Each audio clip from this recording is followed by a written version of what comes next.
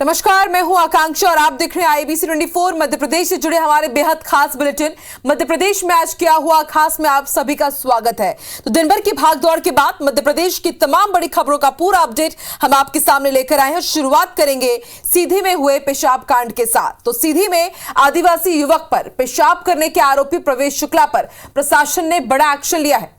प्रवेश पर NSA के तहत कार्रवाई हुई है, तो वहीं दूसरी ओर उसके घर के अवैध हिस्से को प्रशासन ने बुलडोजर चलाकर जमींदोज कर दिया और इस मुद्दे पर अब जोरदार सियासत भी हो रही है। रिपोर्ट देखिए। सीधी में हुए पेशाब कांड को लेकर बीजेपी को चौतरफा विरोध का सामना करना पड़ रहा है। कांग्रेस के साथ ही आम आदमी पार्टी, भीम आर्मी और जयेश जैसे संगठन भी इस मुद्दे पर बीजेपी को जमकर घेर रहे हैं। सीधी के साथ ही खरगोन और कटनी में विपक्षी दलों के कार्यकर्ताओं ने आरोपी प्रवेश शुक्ला का पुतला फूंककर विरोध प्रदर्शन किया। पेशाब कांड के आरोपी कथित बीजेपी नेता प्रवेश शुक्ला पर प्रशासन का डंडा चलना भी शुरू हो गया है। पुलिस ने देर रात आरोपी प्रवेश को गिरफ्तार कर सलाखों के पीछे भेज दिया, तो दूसरी तरफ प्रशासन ने बुलडोजर चलाकर प्रवेश के घर के अवैध हिस्से को ढहा दिया। आरोपी प्रवेश शुक्ला के पिता रमाकांत शुक्ला ने वीडियो को फर्जी करार देते हुए अपने बेटे को निर्दोष बताया है। प्रताड़िता है रावत, उसके घर पे गए थे, आज उसके पूरे परिवार को लेकर आंदोलन कर रहे हैं, जबकि घर वाले नहीं जा रहे हैं। उसको प्रताड़ित कर रहे हैं कि तुम कहो कि हाँ हमारा वीडियो है, जबकि वो कह रहा है कि हमारा वीडियो नहीं है, फर्जी है। अगर जांच कर लिया अगर सही तो उसको फांसी दे दी जाए मेरे लड़के को, लेकिन हमारा पूरा परिवार कहाँ जाएगा, बेघर न किया। वहीं इस मामले में सियासत ने भी रफ्तार पकड़ ली है। पूरे मुद्दे पर कांग्रेस बीजेपी को घेरने का कोई मौका नहीं छोड़ रही। राहुल गांधी ने ट्वीट कर बीजेपी को आड़े हाथों लिया, तो सीधी में कांग्रेस विधायक कमलेश्वर पटेल ने पीड़ित को पुलिस कस्टडी से छोड़ने की मांग को लेकर धरना प्रदर्शन शुरू कर दिया। इधर नेता प्रतिपक्ष गोविंद सिंह ने सीएम को चिट्ठी लिखकर वीडियो और मामले की पूरी जांच कराने की मांग की है। सीधी जिले में एक आदिवासी युवक के ऊपर भाजपा नेता का पेशाब करना वीडियो देखकर रूह कांप जाता है। क्या सत्ता का नशा इस कदर भारतीय जनता पार्टी के नेताओं पर चढ़ गया है कि वे इंसान को इंसान नहीं समझ रहे, पर प्रहार है। ट्राइबल्स के हमेशा खिलाफ रही है ये मानसिकता कि एक विकलांग पे इस तरह से पेशाब कर रहा है आदमी, ये पूरी मानसिकता झलक गई भारतीय जनता पार्टी की। कुबरी में जो है ना पिस्तौल लेके घूम रहा था, डरा धमका रहा था। कई केस पहले से रजिस्टर्ड है उसके खिलाफ, उसके बाद भी उसके साथ गलवहियाँ कर रहे हैं वो, क्योंकि सरकार का नुमाइंदा है, क्योंकि उसकी पार्टी की सरकार है, तो कुछ भी करने के लिए कोई छूट नहीं देता। कांग्रेस पार्टी तो कतई छूट नहीं देती। विपक्ष की भूमिका का निर्वहन करेंगे, लड़ेंगे। सीधी कलेक्टर ने जहां आरोपी प्रवेश शुक्ला पर NSA की कार्रवाई कर उसे जेल भेज दिया है, वहीं बीजेपी ने मामले की जांच के लिए 4 सदस्यीय कमेटी का गठन कर दिया है। पार्टी नेता भी आरोपी पर कड़ी कार्रवाई की हिमायत कर रहे हैं। हमने एक 4 लोगों की समिति बनाई है। रामलाल रौतेल जी हमारे वरिष्ठ नेता हैं, उनको मंत्रिमंडल में, निगम मंडल के वो हमारे अध्यक्ष हैं, कैबिनेट के मंत्री का उनको दर्जा है। उनके नेतृत्व में 4 लोग सीधी की घटना पर जाकर के सारी चीजों को गंभीरता के साथ उस घटना की जांच करेंगे और संगठन को तत्काल इसकी रिपोर्ट प्रस्तुत करेंगे। घटना दुर्भाग्यजनक है और निंदनीय घटना है, और जिस तरह से सरकार के स्तर पर जितनी सख्त कार्रवाई हुई है वो सारी कार्रवाई सरकार की तरफ से सख्त हुई है, और कोई विषय होगा तो उसको अध्यक्ष जी, मुख्यमंत्री जी देखेंगे। ये बहुत घिनौना हरकत। कल मैंने भोपाल में भी कहा कि इस प्रकार का कोई भी व्यक्ति हो कृत्य करता है उस पर सख्त कार्रवाई होना चाहिए। मैं अभी भी कह रहा हूँ कि इसमें कोई समझौता नहीं होना चाहिए। जो भी व्यक्ति ऐसा कृत्य करता है उस पर कठोर कार्रवाई होना चाहिए। सीधी में हुए पेशाब कांड ने चुनावी साल में विपक्ष को बैठे बिठाए बड़ा मुद्दा दे दिया। मामला आदिवासी से जुड़ा है, ऐसे में देखना यह है कि कांग्रेस इस मुद्दे को कितना भुना पाती है और बीजेपी कार्रवाई के दम पर कितना डैमेज कंट्रोल कर पाती है। Bureau report, IBC 24।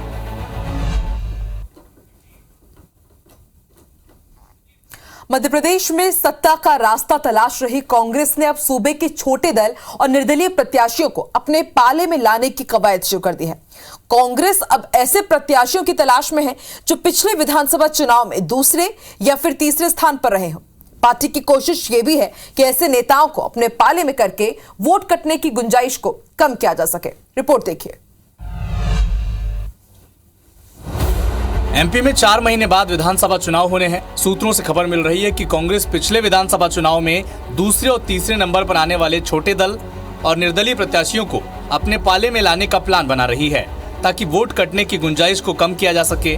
कांग्रेस के वरिष्ठ नेताओं ने ऐसे नेताओं का फीडबैक लेना भी शुरू कर दिया है। भारतीय जनता पार्टी की सरकार से पीड़ित वो लोग भी हैं, वो राजनीतिक दल भी हैं और सब एक मंशा के साथ काम करने के लिए हमारे कार्यालय में उपस्थित हो रहे हैं। तो कांग्रेस की इस एक्सरसाइज पर बीजेपी के नेताओं का कहना है कि कांग्रेस जितनी चाहे जोर लगा ले, वो सत्ता की सीढ़ियां नहीं चढ़ पाएगी। अपनी पार्टी में गुटबाजी जोरों पर है, वो दूसरे दलों के नेताओं को क्या संभाल पाएंगे और क्या उनको ले पाएंगे? कोई इनके झांसे में नहीं आने वाला है। बता दें कि पिछले विधानसभा चुनाव में सपा और निर्दलियों के वोटों को अगर मिला दे तो उन्हें 27 लाख से अधिक वोट मिले थे और कांग्रेस की इन्हीं वोटों पर नजर है। अब देखना है कि कांग्रेस अपने इस मिशन में कितनी कामयाब हो पाती है। वही कांग्रेस की नजर बीजेपी के खाते में मौजूद इकलौती जबलपुर कैंट की सीट है। पार्टी महापौर जगत बहादुर अन्नू को चुनावी मैदान में उतार सकती है। अगर ऐसा होता है तो जबलपुर कैंट सीट पर कांग्रेस और बीजेपी के बीच मुकाबला बेहद दिलचस्प हो जाएगा। रिपोर्ट देखिए। मध्य प्रदेश के महानगरों में जबलपुर वो शहर है जहां चुनावी समीकरणों के लिहाज से कांग्रेस सबसे ज्यादा मजबूत है। शहर की 4 में से 3 सीटों पर कांग्रेस का कब्जा है। साथ ही शहर के नगर निगम में भी कांग्रेस का ही कब्जा है।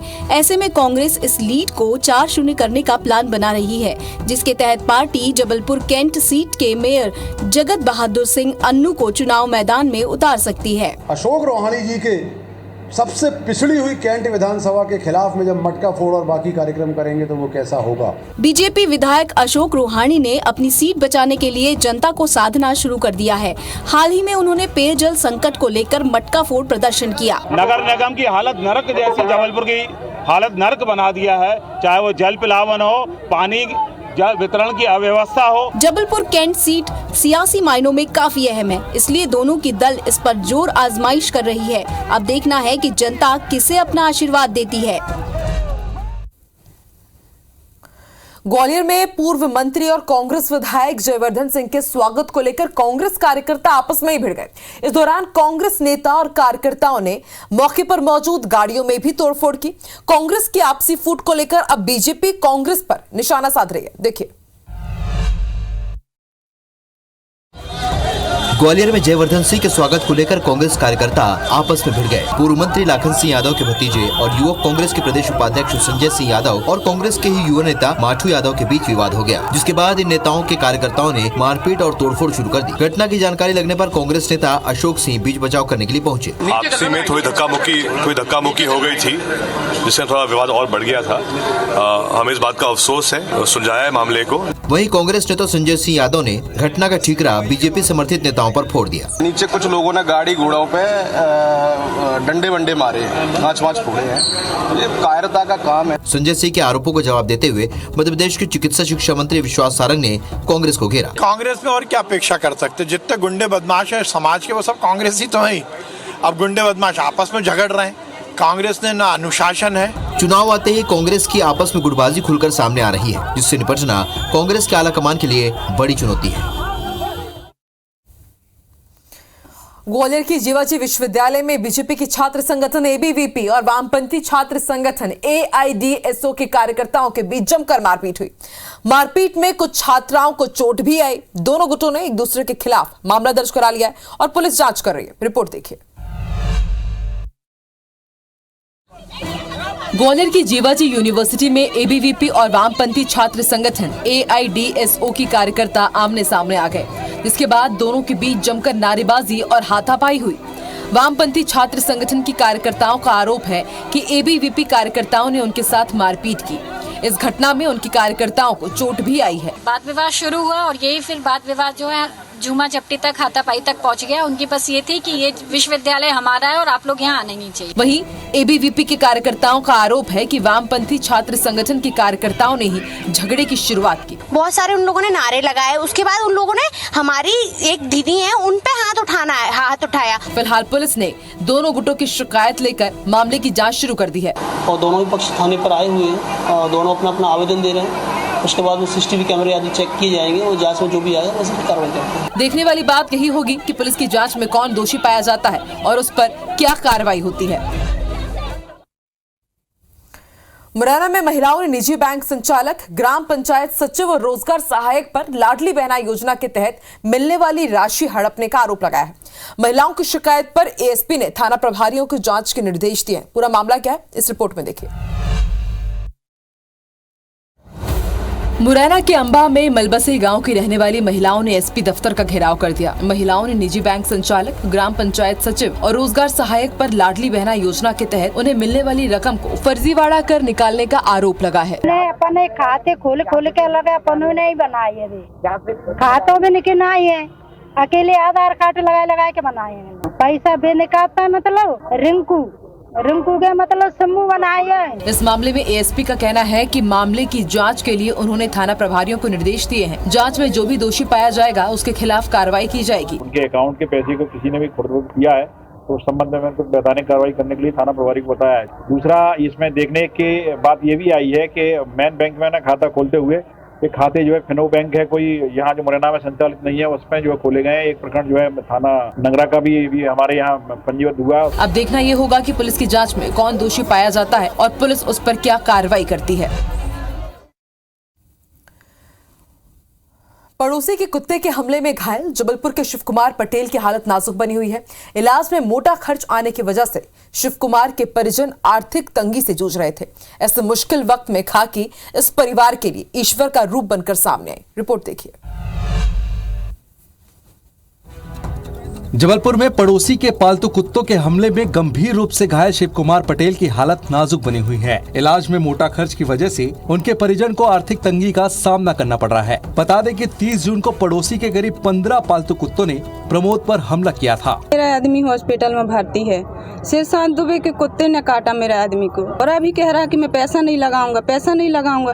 अब हॉस्पिटल वाले मेरे को परेशान करते हैं, मैं कहाँ से लगाऊं उतने पैसे, मैं क्या करूं। कहीं से मदद न मिलने पर शिव कुमार के परिजन ने पुलिस से मदद की गुहार लगाई, जिस पर पुलिस अफसरों ने दरियादिली दिखाते हुए अस्पताल प्रबंधन से इलाज का खर्च उठाने की बात कही। संचालक है उन लोगों से भी बात किया है कि इनके ट्रीटमेंट में किसी प्रकार की दिक्कत नहीं आना चाहिए, उनका ट्रीटमेंट प्रॉपर होता रहे और जो भी यानी लेन देन वाली बात होगी हम उसको क्लियर करवा देंगे। ज्यादातर खाकी का सख्त रूप देखने को मिलता है, लेकिन इस बार पुलिस ने जिस तरह से शिव कुमार के परिजन की मदद की है वो काबिले तारीफ है और इसकी हर कोई सराहना कर रहा है।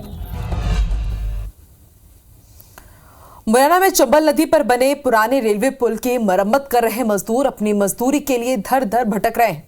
ठेकेदार ने उन्हें मजदूरी देने से इनकार कर दिया, जिसके बाद मजदूरों ने कलेक्ट्रेट पहुंचकर अफसरों से मजदूरी दिलाने की गुहार लगाई।